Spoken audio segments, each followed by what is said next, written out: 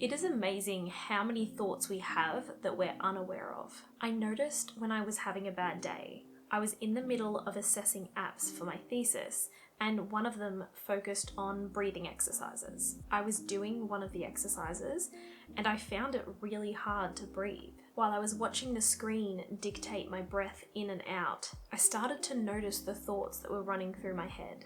I don't feel good. I'm having a bad day. I feel bad. I feel sick. I'm not happy. I have a headache. I'm not having a good day. Why can't I be productive today? Why can't I enjoy today? These thoughts had been happening all day, but they weren't conscious. They were happening in the background, but they were affecting my day. They're kind of like subliminal messages in my own mind. These subconscious thoughts were just playing on loop in the back of my mind and impacting the way I think and feel and act. I found journaling to be the easiest way to tune into these subconscious thoughts. I feel like sometimes when we journal or write down our thoughts, we can be surprised by what we write. Journaling can allow us to come to these profound realizations by giving our subconscious thoughts a voice. I found the most useful way to journal my subconscious thoughts was micro-journaling in the moment. So whenever I was feeling bad or negative emotions, I would pull out my phone and I would just write down whatever thoughts were coming to mind. As I started doing this more and more, it was easier to recognize subconscious thoughts. They were usually small statements that were really generalized. So, I feel bad, or I hate this. For me, at least, I found that my subconscious thoughts weren't usually very specific. So a micro-journaling entry might be, I feel bad, and then I might provide context that I was just talking about work or talking about study. The more that you write down these subconscious thoughts, the more aware you become of them and the more aware of the patterns. You might have one off day, and that day you might be thinking, I hate work. Work has been awful. But it's inevitable to have a bad day every now and then.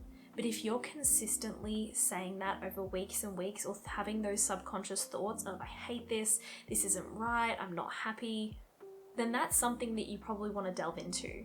And that's what I found micro-journaling to be so helpful in doing, finding the patterns and knowing what was important to focus on. So I actually call negative subconscious thoughts intrusive thoughts, because they feel like they're intruding on my mind.